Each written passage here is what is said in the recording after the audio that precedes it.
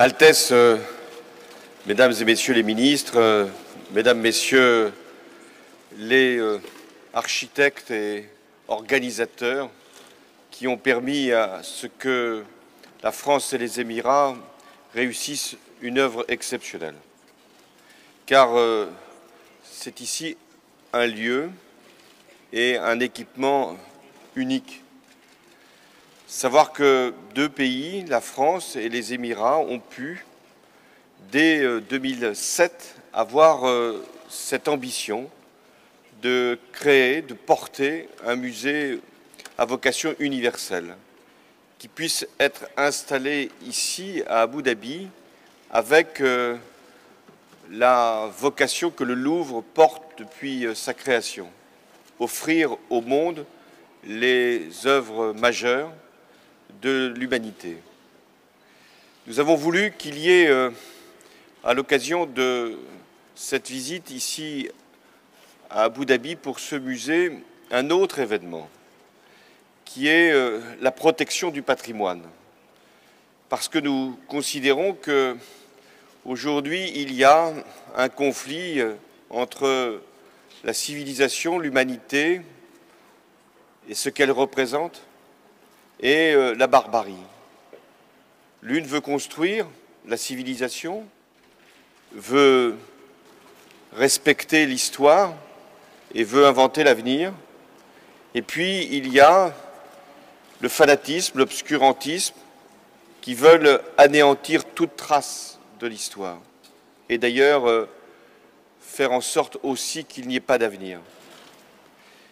Alors je reviens à ce musée parce qu'il a cette ambition-là, de pouvoir, dans les circonstances que nous connaissons, dans la région où nous sommes, pouvoir envoyer un message de dialogue, de paix, de compréhension et d'intelligence.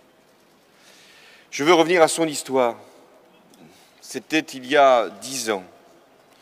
Et le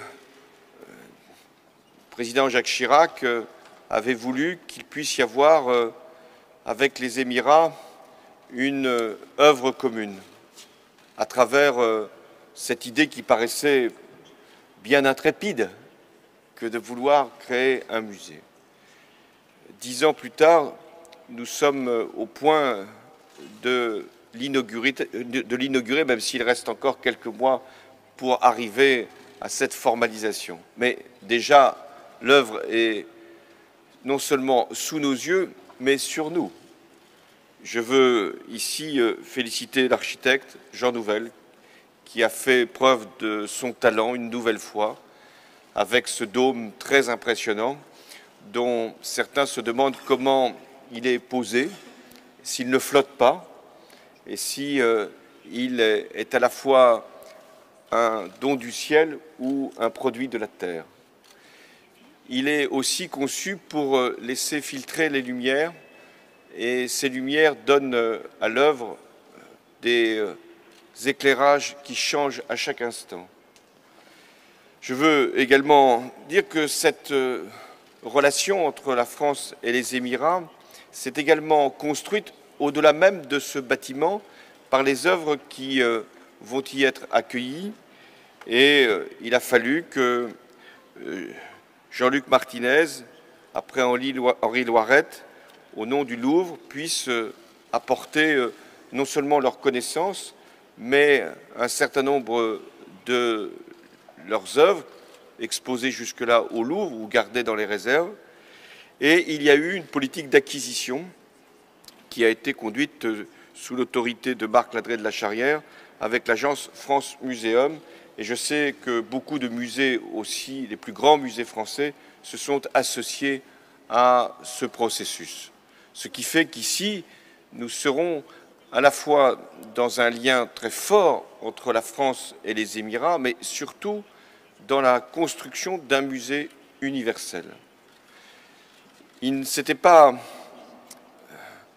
dit qu'il n'y aurait pas là une œuvre unique. Parce qu'à chaque fois, nous devons concevoir l'action pour qu'elle puisse être singulière, pour qu'elle puisse être identifiée à une œuvre humaine, pour qu'elle puisse être regardée comme ayant été portée par une ambition qui allait bien au-delà de l'action ou du mandat qui avait été confié.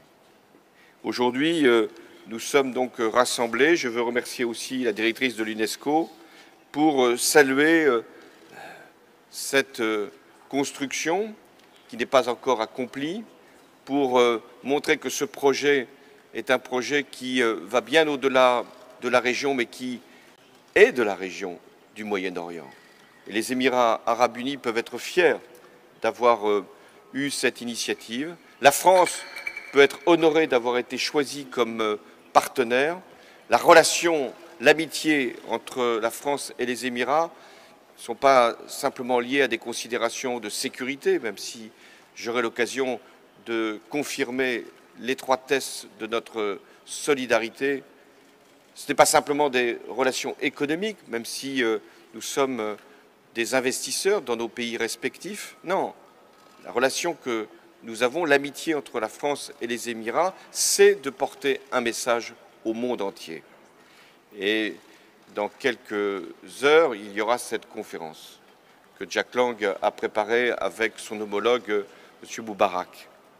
Cette conférence qui est faite pour protéger les œuvres du passé, le patrimoine, non pas celui qui sera conservé ici, mais le patrimoine qui risque d'être menacé, détruit par la barbarie et le fanatisme.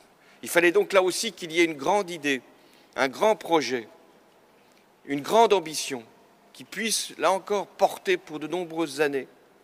Et c'est de vouloir créer des lieux de refuge pour les œuvres. C'est une proposition que j'avais présentée au G7, au Japon, et que les pays les plus développés avaient accepté, que Jean-Luc Martinez, le président du Louvre, avait préparé sur la base d'un rapport et qui va nous permettre maintenant de constituer un fonds auquel, bien sûr, les Émirats et la France seront les premiers contributeurs. Et ce fonds, avec les refuges que nous pourrons créer pour les œuvres, permettra à la fois de les sauver, de les réhabiliter et de les protéger. Et peut-être un jour, ici, de les exposer. Voilà comment, à un moment, la volonté humaine est capable d'aller au-delà même de ce qui est concevable. Un musée universel, rassembler des œuvres qui appartiennent à toutes les civilisations, toutes les cultures, car c'est bien de cela dont il s'agit. Les placer ici, au cœur du Moyen-Orient, ce Moyen-Orient si troublé, si bouleversé, et envoyer un message de paix, de tolérance et aussi de protection. Il faut protéger les personnes. C'est notre premier devoir. Les populations civiles qui sont menacées par les guerres ou par le terrorisme. Et mon action comme président de la République est d'abord une action de protection. Il faut protéger celles et ceux qui sont les plus fragiles, celles et ceux qui sont les plus menacés par les conflits ou par les risques climatiques. Et en même temps que nous protégeons les personnes, nous devons protéger notre histoire. Nous devons protéger nos cultures. Nous devons protéger nos civilisations pour montrer d'ailleurs qu'elles n'en font qu'une, ces civilisations. Cette civilisation s'appelle tout simplement l'humanité. Merci.